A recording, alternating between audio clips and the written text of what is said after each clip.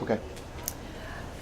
Hi, we are here at the Hampton Inn in Cedar City, Utah, and we're here to take advantage of the time that we have to record Mom on December 28th, 2013 on some of her stories and her favorite things that she wants us to remember. So I'm going to turn the time over to her. We are here with Tanya, who is on video Skype, my husband, Ellen, and just Mom. And Hannah's popping her head in through the video too. So I'm going to turn the time over to Mom and jump out and let her talk for a while. Okay, well, my parents got married in November 22nd, 1936, I think. And so I wasn't born until December 5th, 1940. And when they got married,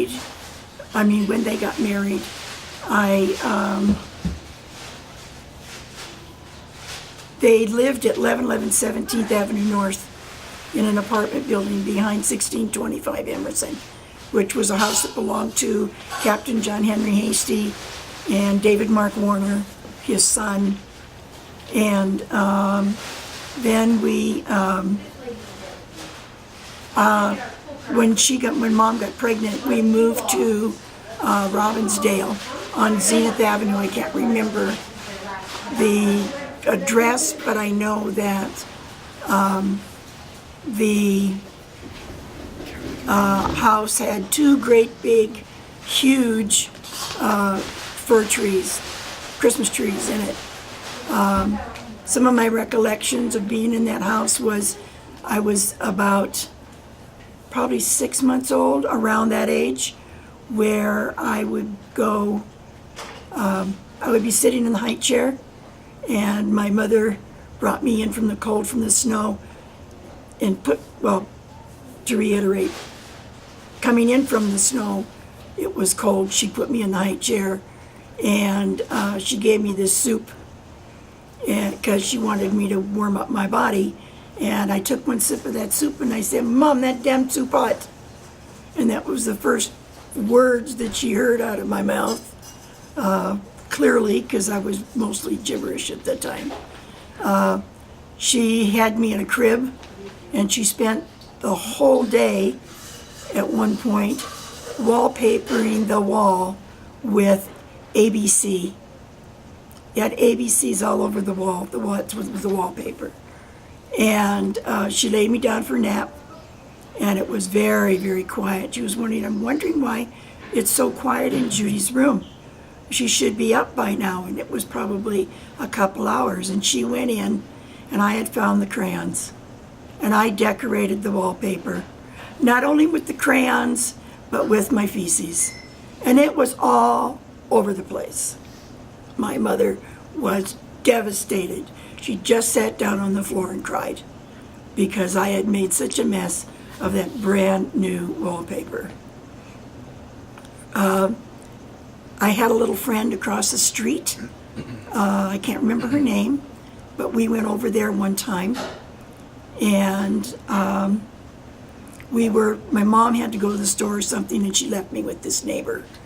And we were ransacking the house and tearing it up, so the mother put us outside in the backyard. And we thought it would be great to line up the flower pots.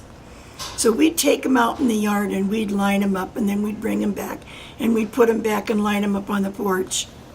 And we got this bright idea about going out into the middle of the yard and throwing the flower pots up in the air.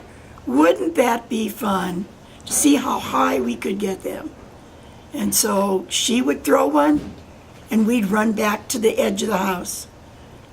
I'd throw one and go back to the edge of the house. So we did this with 2 or 3 of them, and finally I picked up this one pot. And I thought, this would be neat. So instead of turning towards the house to throw the pot, I put my back towards the porch of the house. And I threw the flower pot up in the air, ran back towards the porch of the house, and it landed on my head. So I ended up getting, in the back of my head, on the crown of my head, I had to have about 6 stitches I was, of course, extremely bloody from the impact, and they walked me home. My mom called my dad, and they took me down to the emergency room in Robbinsdale Medical Center. So that was an experience. I didn't do that anymore. I thought that was a bad idea after that. And then we come to winter living on Zenith in Robbinsdale. And they would put me on a sled, and they would sled me down to the corner. The corner of where we lived was vacant. So they took me down to the corner and would skate me around with the sled, and we would go skating. And that would be my place where I could go have fun, but all the teenagers would come, and the kids, other smaller kids, being on a Saturday, would come, and it would get really, really crowded. So I thought, well, it would be a good idea if I got off the sled and got my own skates. So my mom got my skates, and they were Forerunners. They were not one-blade skates, they were two-blade skates. Oh, really? And she'd put them on over my boots, and I'd get out there and I'd skate with my mom or my dad or a neighbor that she could pawn me off on, and get out there and skate until I was very cold, very wet, and then she'd bring me back to the house. They'd bring me back to the house, and I'd have cocoa and get warm. Things kind of got awry living out there. My dad worked for General Mills, and he had to travel a lot, so they weren't getting along too well, and from what I understand, they wanted to get a divorce. So my grandma Larson talked them out of it. They sold the house, lost the house, I'm not sure. And they moved back to 1111 17th. And about this time, I was probably about 5, 6 years old. And we lived in an upstairs apartment. And below us lived Lois and Janet and their family. Across downstairs was Valerie Frohlan. And upstairs right across from us was Carol and Bonnie Stadden. And those were my friends when I was a child. And we lived there through a lot of summers, and we did a lot of things. We did a lot of things for playing. We'd jump rope, we'd play foursquare, we'd play the double jump rope. We'd play jacks and ball. We'd play statue, we'd play hide and seek, kick the can. It was an empty lot down at the end of the house, and we would go down there and we would play statue. And how you play statue is you twirl everybody around and they become a statue.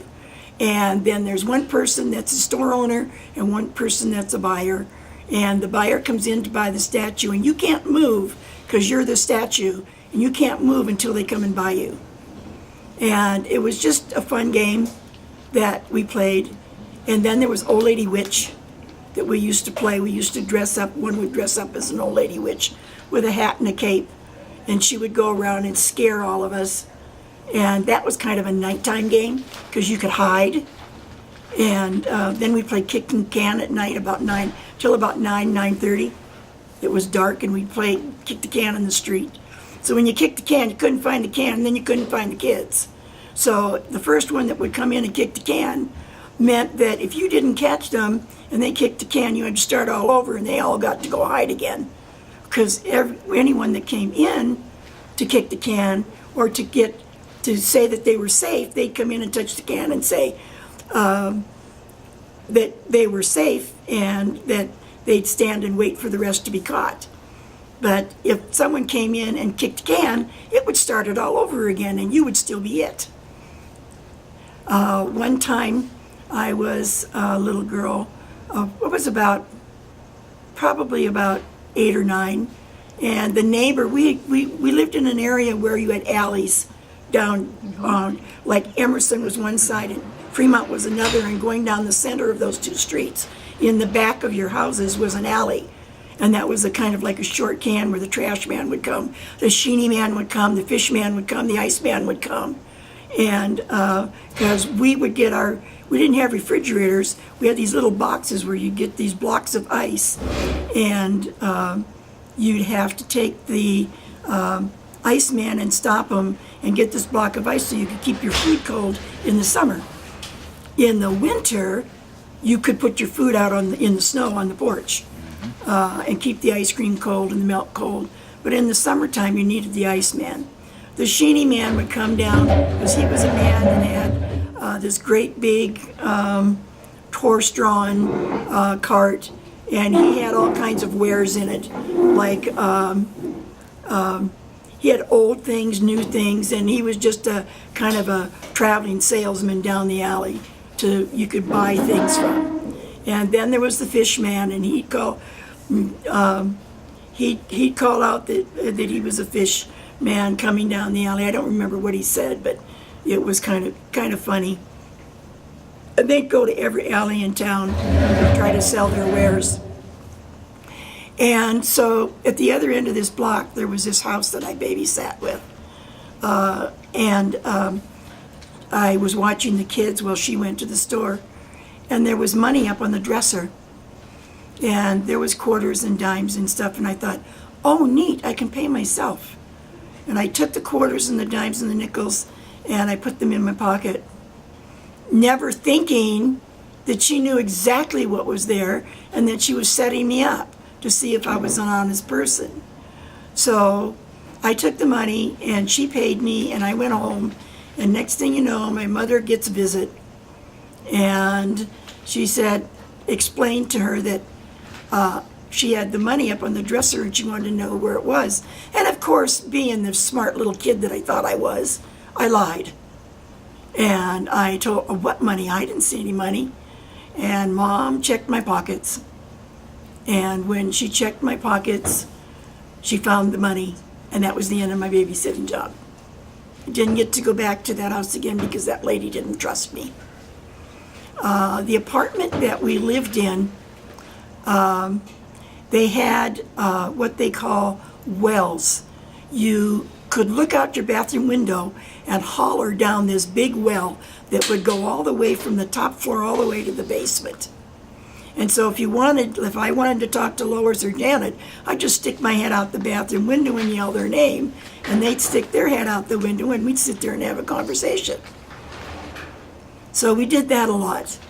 And one time, I was really heavy-footed because I was a stocky little girl.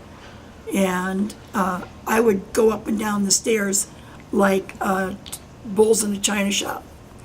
And I would come in the house, I'd blow in the house and slam the door, go downstairs, slam the door, and as I ran down the stairs, it sounded like a herd of elephants.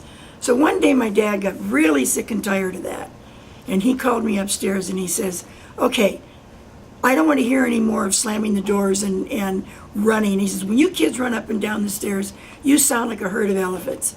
So you're going to be the teacher, and you're going to go up and down those stairs. I want you to start at my chair. I want you to walk across the room, open up the front door as quietly as you can, shut the door, walk down the stairs, and I don't want to hear you. And there was 2 flights of stairs. And she's recording. Sorry. And so Let's stop.